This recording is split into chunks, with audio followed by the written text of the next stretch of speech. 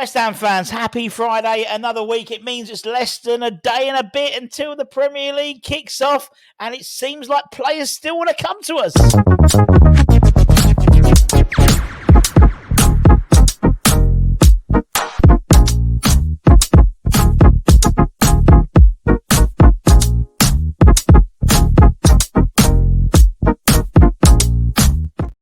Yes, everybody, Russ and the West Ham Network. Hope you're safe and well from you and here. Where the hell have you been? But thanks for joining us. Just over 24 hours until we kick off the Premier League campaign, the 24-25 season. We had yesterday Julian Lopetegui's press conference, his first Premier League press conference. What was it? What was the phrase on making us a t-shirt? Don't put limits on your dreams. Live, life, love. Don't put limits on your dream. It's going to be a Facebook post thing with flowery stuff before too long. I guarantee it. But actually, while I've got you, the latest football prizes is out, and it is a doozy. It is an absolute doozy. Mohamed Kudus, signed, custom framed picture as the top prize, but there's also lots of instant wins, including an Edson Alvarez signed picture and 2 hospitality tickets to the home game against Ipswich Town in early October. £3.95 a ticket. It runs until next Wednesday. Tickets are selling fast, as always, when we put these things on. So please check out footballprizes.co.uk and get your tickets. Get in now, get a chance to get those instant win prizes as well. Just thought I'd just say. And also this afternoon, lunchtime, we've got our season predictions. But not our season predictions. No, the season predictions of Trevor Morley, Frank McAvenny, Mark Ward, Tony Carr, Billy Horschel, Kaz Pennant, Mark Phillips, Bobby Seagull, can't remember who else. Lots of people. So we've got about 10 minutes of all their predictions. And if Trevor Morley's prediction don't get you ready for the game, your heart's not in it. That's all I'm saying. 12:30. Keep an eye on that. But we are still, just over 2 weeks from the transfer window slamming shut. So literally 2 weeks. And obviously 8 players in. And according to reports, it's not going to stop. And we still are looking at bringing players in. Now, according to reports yesterday, obviously one of the main targets is the Paris Saint-Germain Spanish international midfielder Carlos Soler. Now, apparently, according to reports, he is open to a move to the Mighty Hammers. Why wouldn't he be? Why wouldn't it be?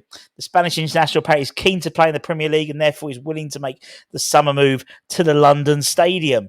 Apparently, Tim Steiden's side, or not Pategui's, but Tim Steiden, has made contact with the French club in an attempt to learn conditions of any potential deal for the 27-year-old. And PSG now understood to be willing to sell him. It's believed that a potential move for the midfielder could be completed for less than 20 million euros. And obviously responsibility weighs heavily on Tim Steiden to get over the deal if that's where he wants it. Now we know that Lopetegui has been a fan of Carlos, particularly during when he was Spanish manager and Carlos was in the international squad. Hasn't played much really for PSG, and they're looking at moving on potentially. So the only obstacle to the transfer is the valuation. And I said it's believed to be under 20 million euros, around 17 million euros, something like that. So it's now we just got to balance the books and make sure we can do it, because we don't want to be in a situation where 6 months down the line, PSR comes back to bite us on the arse. So I think it's going to be fascinating to see how it all works. How I think for so long I've been used to having an 11 and then a bunch of reserves. You know, I was reading an article, I think Dan put it on our WhatsApp group, an interview from Lopetegui where basically, I want two players in each position who can compete with each other. So it's not necessarily your first choice and you're the backup, although some of them sort of are. He wants them to be able to compete, keeps them on their toes, and also gives you options, doesn't it? He says in his press conference yesterday that some teams, we adapt to how we're playing the team we're playing. So, it might be a double pivot sometimes. It might be playing, I don't know, Souček instead of Paqueta. They wouldn't do that, but you know what I mean. And so it's great to see. There's going to be not one way, and that's it, my way or the highway. There's going to be a moulding of the side, and I like it.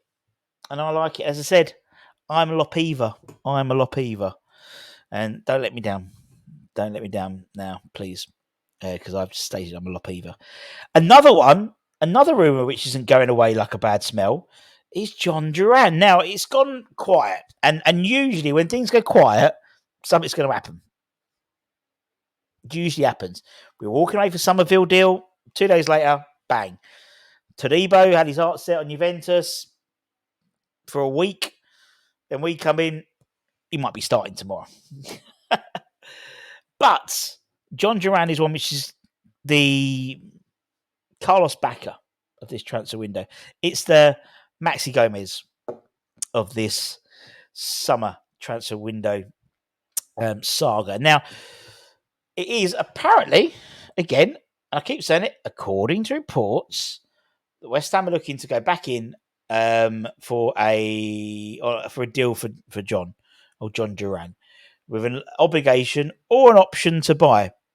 Not only will this be good, a big signing, both short term and long term, but it will massively help any PSI, FFP considerations like the Todibo deal.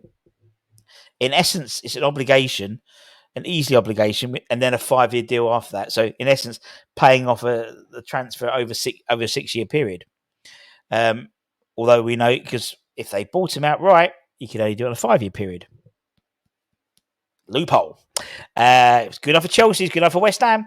Now, report claims in some articles that the Irons will attempt to agree on the loan deal and will help them steer clear of any breaches of PSR.